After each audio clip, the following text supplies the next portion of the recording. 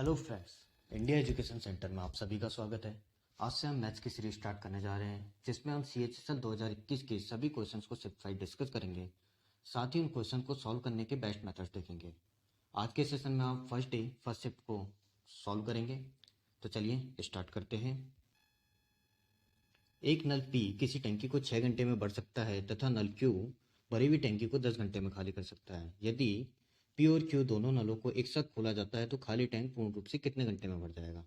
तो हम जानते हैं कि दोनों का टाइम होता है T equals to T1 T2 upon T1 plus T2।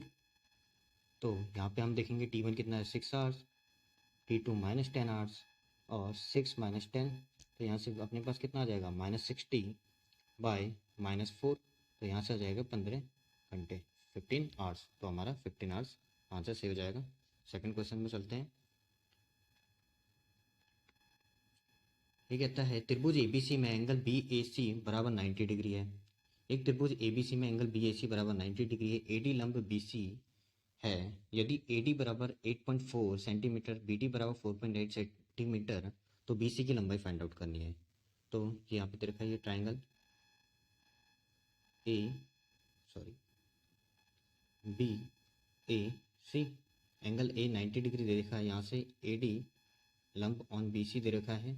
ठीक है, AD की वैल्यू आपको 8.4 दे रखी है, BD इज इक्वल्स टू 4.8, तो हम CD को x मान लेते हैं। आपको BC की वैल्यू फाइंड आउट करनी है। तो हम जानते हैं कि AD स्क्वायर बराबर BD डॉट CD DC।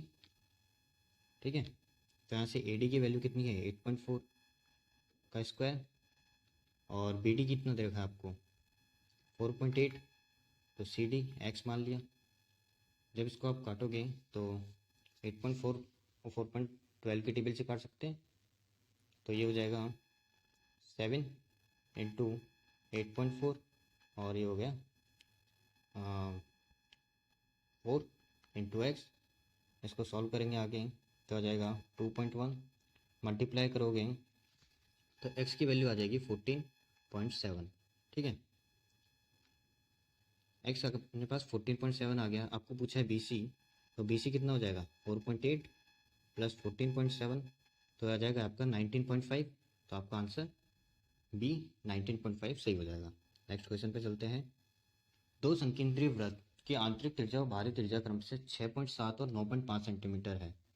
इनकी परिधि के बीच के अंतर क्या होगा। तो आपको पता है परिधि कितनी होती है 2πr, तो 2πr1 - r2 होगा आंसर। तो पाई की वैल्यू आपको 22.7 लेनी है, तो आंसर 11 का मल्टीपल होगा। तो आपका ये आंसर हो नहीं सकता, ये आंसर भी नहीं हो सकता। अगेन वैल्यू 2 से मल्टीप्लाई हो रही है, तो आंसर 2 का भी मल्टीप्लाई होगा, तो आंसर ये भी नहीं हो सकता। ओनली बी आंसर होगा 17.6। तो आपको सॉल्व करने की ज़रूरत नहीं थी, फिर भी हम इसको सॉल्व करके देख लेते हैं। 2 इंटू 22/7 r1 - r2 करोगे तो 9.5 - 6.7 होगा, तो 9.5 - 6.7 तो हो जाएगा 2 गुणा 22/7 गुणा में 9.5 - 6.7 करोगे तो आप कितना आ जाएगा 2.8 आ जाएगा। इसको काटोगे तो ये 0.4 मल्टीप्लाई करोगे तो आपका आ जाएगा 17.6 आंसर। नेक्स्ट क्वेश्चन पे चलते हैं। AB का 150% है और BC का 40% है।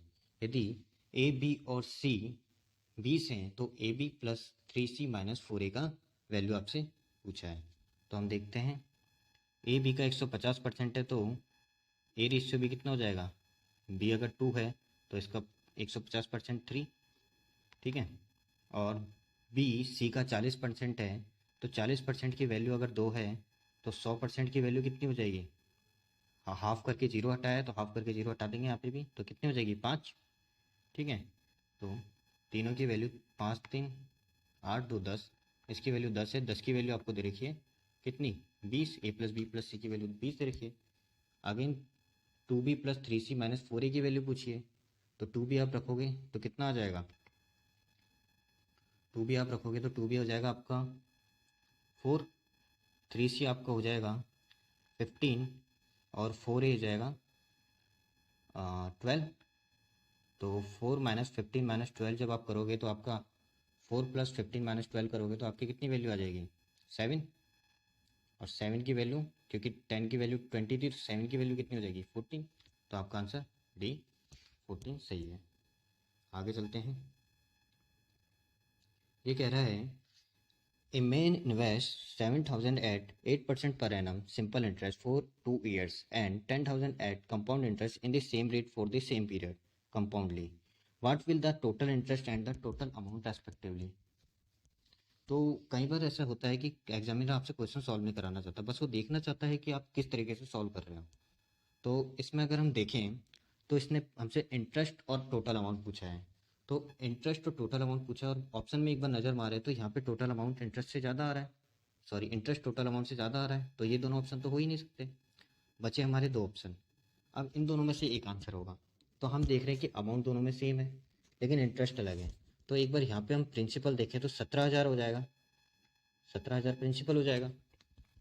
अब 17,000 प्रिंसिपल है तो प्रिंसिपल में जब हम इंटरेस्ट ऐड करेंगे तभी हमारे पास अमाउंट आ गया। मतलब प्रिंसिपल प्लस इंटरेस्ट की वैल्यू अमाउंट के बराबर होनी चाहिए। तो जब हम 2748 मल्टीप्लाई करेंगे तो ये आंसर नहीं आएगा, क्योंकि 2748 तो होता तो जैसे 2748 इसमें ऐड करोगे तो 84719 ये आंसर होना चाहिए था, पर ये ऑप्शन में नहीं है तो ये भी नहीं हो सकता। जब आप 2784 मल्टीप्लाई करोगे, जब आप इसमें 2784 मल्टीप्लाई करोगे तो 9784 होगा, तो यही आंसर है। तो इस क्वेश्चन को हमें सॉल्व करने की ही ज़रूरत नहीं थी। ठीक है, तो बाकी इसको सॉल्व करेंगे मेथड से तो सॉल्व हो जाएगा इजीली। नेक्स्ट क्वेश्चन देखते हैं।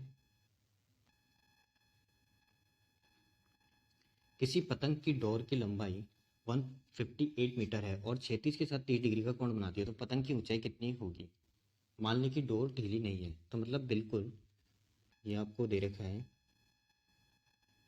ठीक है, और डोर की लंबाई दे दी आपको 158, यहाँ पे इसको एंगल दे दिया 30 डिग्री, तो ये 60 डिग्री होगा। हम जानते हैं कि ये रेशियो 1:2 और √3 का होता है।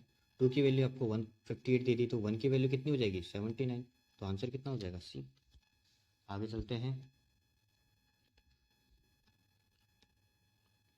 एक यात्रा का 5वां हिस्सा 30 किलोमीटर प्रति घंटे की चाल से तय किया गया। एक चौथाई यात्रा 25 किलोमीटर प्रति घंटे की चाल से और शेष यात्रा 60 किलोमीटर प्रति घंटे की चाल से तय की गई। यदि पूरी यात्रा को चाल पूरी यात्रा में औसत चाल आपको ज्ञात करनी है, ठीक है। तो इस क्वेश्चन में पहले तो हमें 1/4 और 1/5 चाहिए, तो हम क्या मान लेंगे 1/4 और 1/5 चाहिए तो हम 20 मान लें। तो इससे क्या हो जाएगी, ये 5 आ जाएगी 30 किलोमीटर पे, 30 के हिसाब से 5 किलोमीटर 5 की आ जाएगी, और दूसरी की 25 और तीसरी है 60। तो 1/4 करेंगे जब 20 का तो 5 आ जाएगा, और 1/5 करेंगे जब 20 का तो 4 आ जाएगा। अगेन सॉरी शायद उल्टा कर दिया थोड़ा, क्योंकि 30 किलोमीटर पे आपकी 30 किलोमीटर पे 1/5 थी, तो 30 किलोमीटर पे कितना आ जाएगी स्पीड डिस्टेंस 20 के अकॉर्डिंग 4 किलोमीटर हो जाएगी, और 25 के अकॉर्डिंग आपकी 5 किलोमीटर हो जाएगी। अगेन 60 के अकॉर्डिंग रिमेनिंग 9 हो जाएगी, ठीक है। ये 9 5 5 9 4 13 और 5 18, सॉरी 60 के अकॉर्डिंग आपकी रिमेनिंग है ना, तो 11 हो जाएगी। 60 के अकॉर्डिंग हो जाएगी आपकी 11, तो ये कितना बन गया आपका 20 किलोमीटर टोटल, ठीक है। अब क्योंकि हमें 30 25 और 60 का मल्टीप्लाई में करेंगे तो ज़्यादा इजी रहेगा, तो हम इन सबको 60 से मल्टीप्लाई कर लेते हैं, ठीक है। तो इसको मल्टीप्लाई करेंगे 60 से तो आपका आ जाएगा 60 मल्टीप्लाई बाय 4।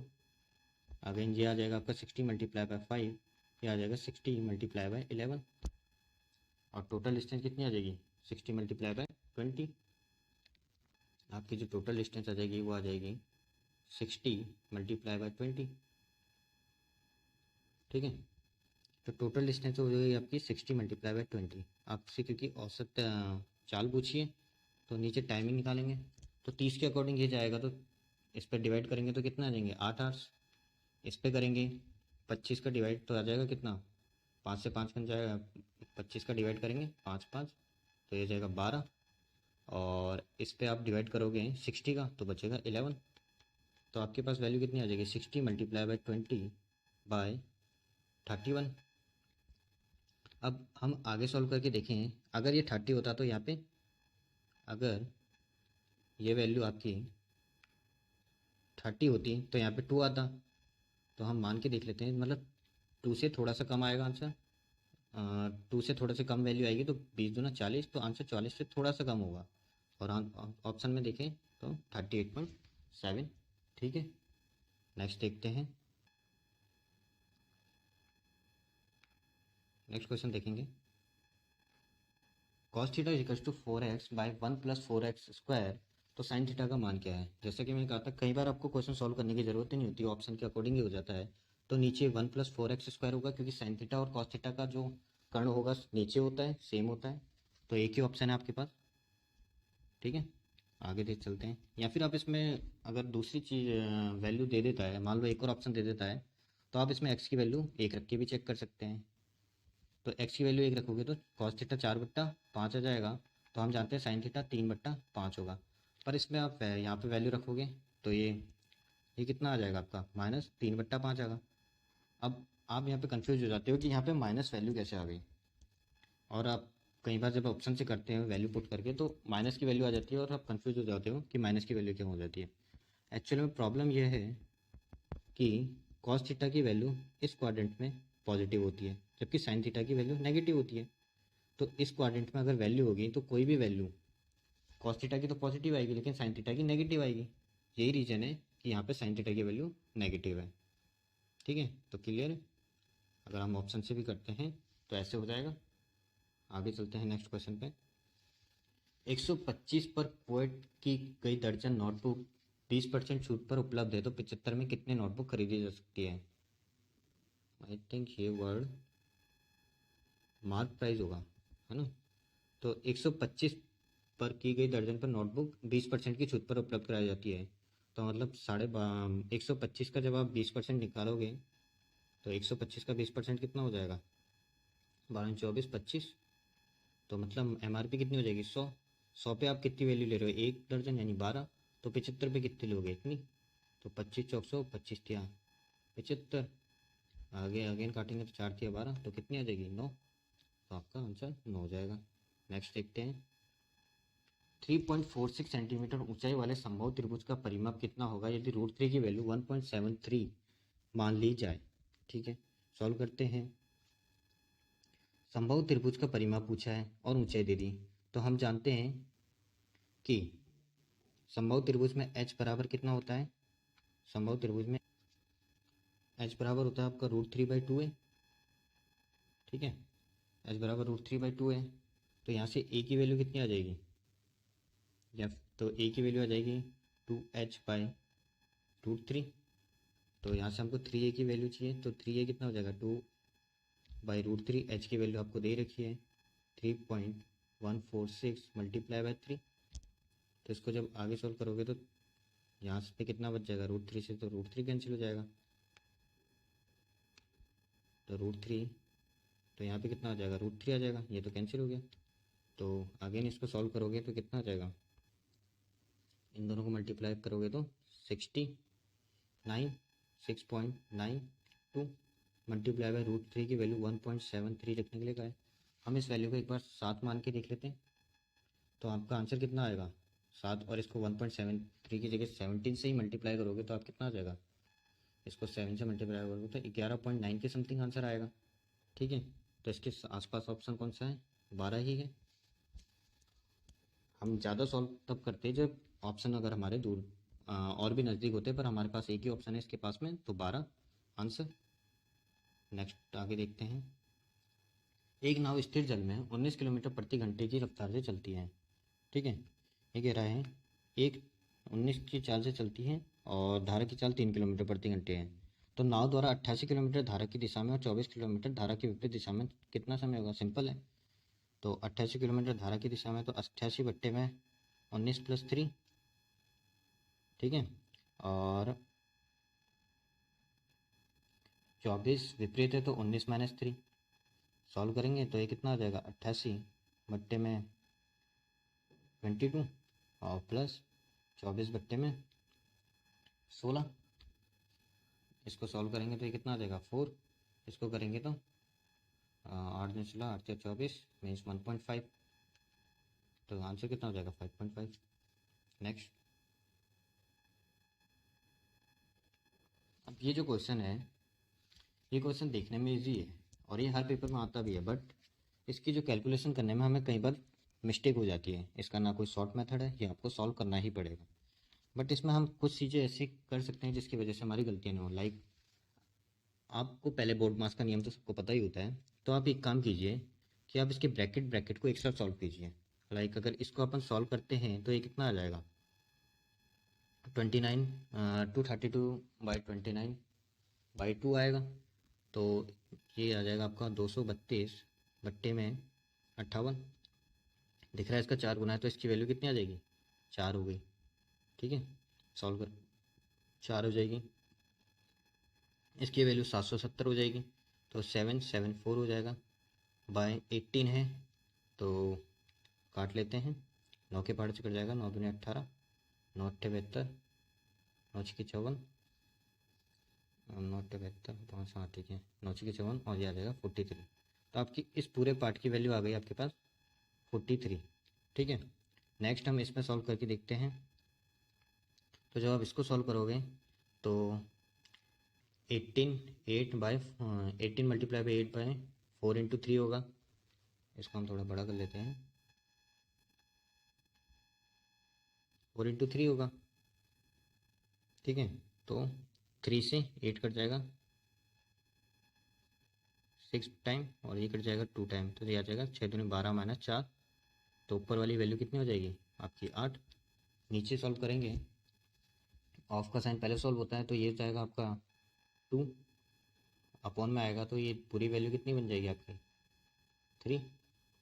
अगेन यहाँ पे करोगे तो 8 माइनस 6 हो जाएगा आपका 4 multiply by 2 8 plus 1 sorry 8 minus 1 2, 2 दूनी 4 और 1 5, तो 5 माइनस 3, तो 5 माइनस 3 करेंगे तो कितना आ जाएगा 2, तो 8/2 कितना हो गया आपका 4। तो ये वैल्यू आ गई आपकी 4। ठीक है, ये वैल्यू आ गई कितनी आपकी 4।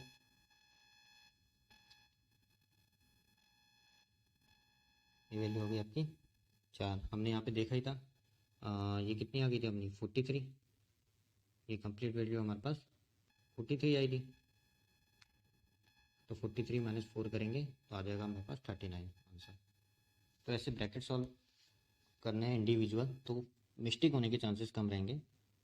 बाकी इसका कोई शॉर्ट मेथड तो है नहीं। आगे देखते हैं।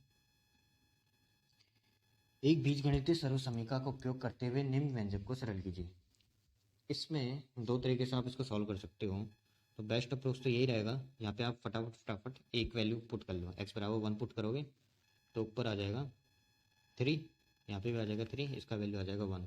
बाय ऑप्शन करोगे 1, ये 1 हो जाएगा 1 2, तो ये आंसर नहीं हो सकता, -0 आ जाएगा। यहाँ पे 3 आ जाएगा, ये भी ऑप्शन नहीं हो सकता।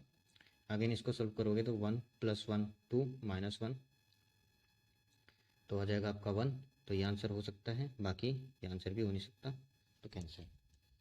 बाकी इसमें एक ऐसा भी होता है, जैसे डायरेक्ट फॉर्मूला याद रखना चाहता है, x की घात 4 + x² + 1 बराबर होता है x² + x + 1 multiply by x² - x + 1।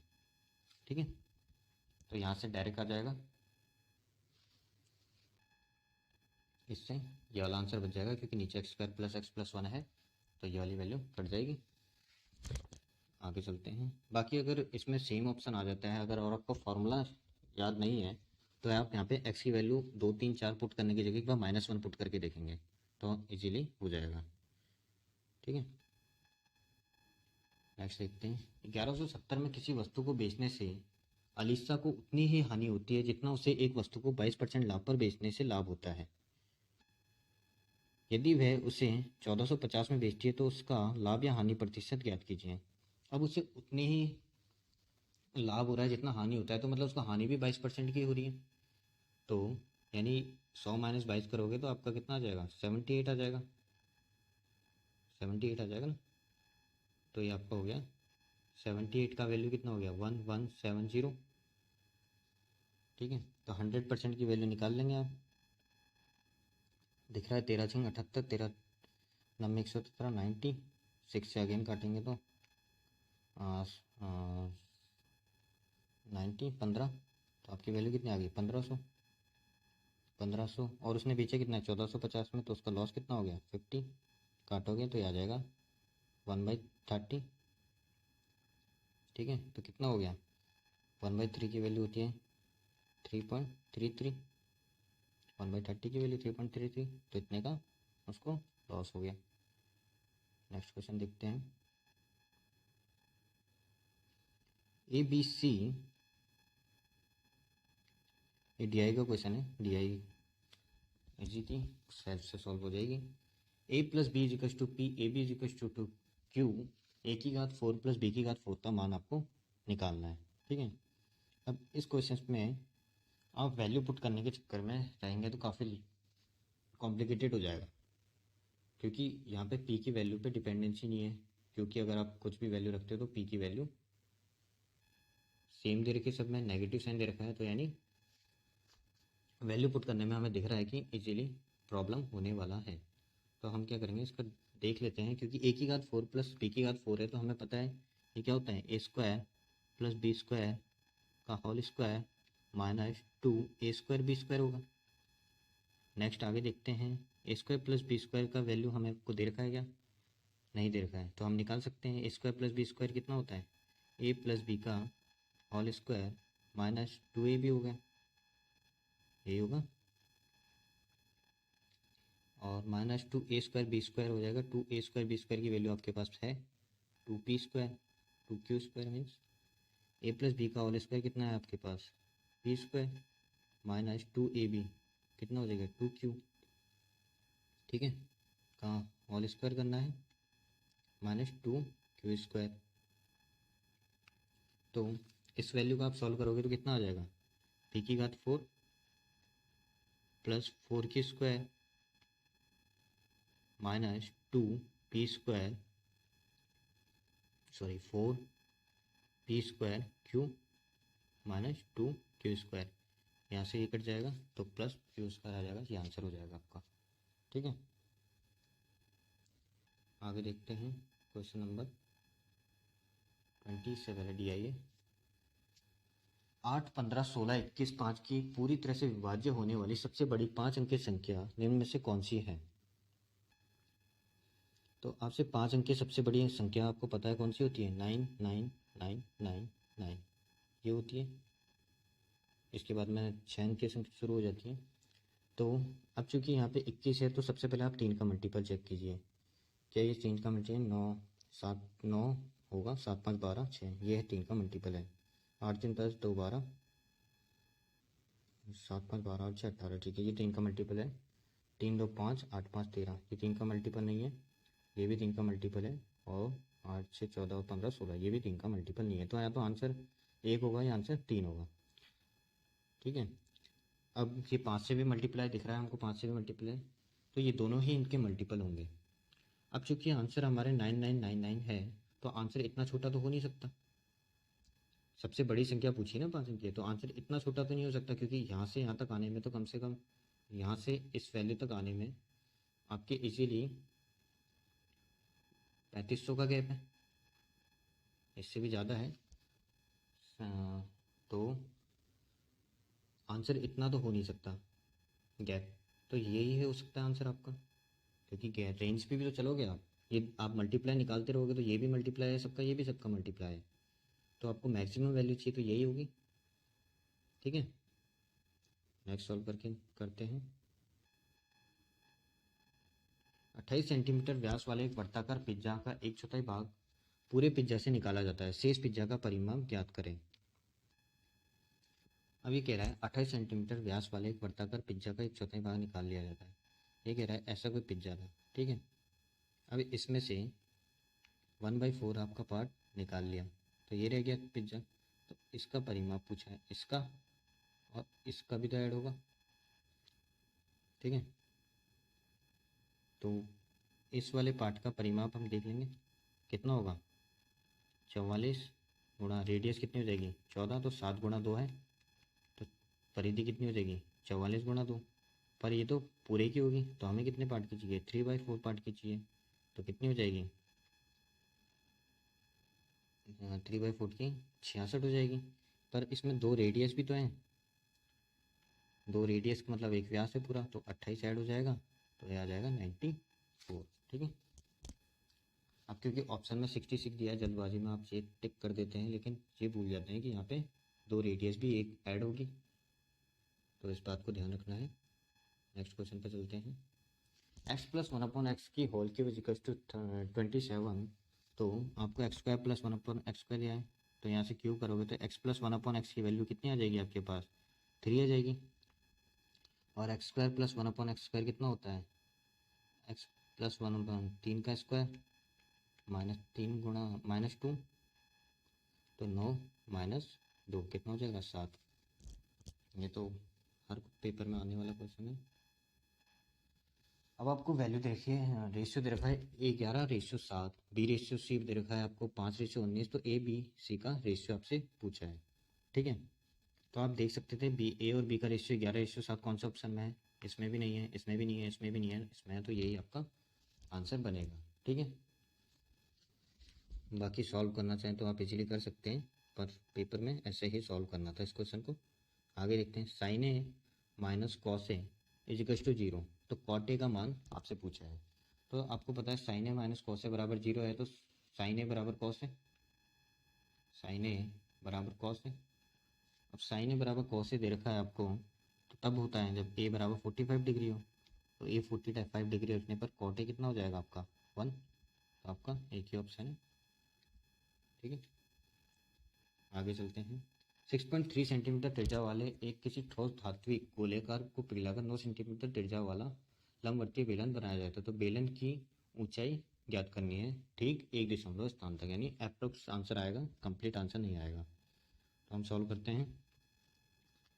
6.3 centimetre त्रिज्या वाले किसी अर्धकाला, तो अर्धगोले का आयतन कितना होता है 2/3 पाई r³ यानी 6.3 मल्टीप्लाई बाय 6.3 मल्टीप्लाई बाय 6.3। ठीक है। बराबर बेलन का आयतन कितना होता है, बेलन का आयतन होता है पाई r²। h की वैल्यू आपसे पूछिए, तो पाई से तो आपका पाई कट जाएगा। ठीक है, पाई से पाई कट जाएगा, 9/7 मान लो, 7/10, और ये हो जाएगा 21/10, 3 के बाद काटने पर। तो आपको h की वैल्यू फाइंड आउट करनी है, तो इसको सॉल्व करेंगे, तो मल्टीप्लाई करेंगे 7 7 जा 49, 49 मल्टीप्लाई बाय 2 करेंगे तो कितना हो जाएगा 98, 98 मल्टीप्लाई बाय 21 करना है, 98 मल्टीप्लाई बाय 21 करना है, तो कितना आ जाएगा 98 मल्टीप्लाई बाय 21 करोगे तो कितना आ जाएगा 2100 -42, यही तो आएगा। इसको मैंने 100 -2 मान लिया, तो 2100 -42 करोगे तो कितना आ जाएगा 2058। ठीक है, 3 संख्या के बाद पॉइंट है, तो पॉइंट, तो मतलब अप्रोक्स आंसर कितना हो जाएगा 2.1, क्योंकि 0.5 से ज़्यादा होने पर अपन यहाँ पे 1 मान लेते हैं, तो 2.1 इसका आंसर हो जाएगा। आगे चलते हैं। तो ठीक है, आज ने हमने 4 अगस्त की फर्स्ट शिफ्ट को कंप्लीट किया है, जिसमें हमने देखा कि क्वेश्चंस को कितनी इजीली सॉल्व किया जा सकता था। तो मिलते हैं नेक्स्ट वीडियो में। अगर आपको वीडियो अच्छी लगी है तो लाइक शेयर और सब्सक्राइब करना ना भूलें। Thank you.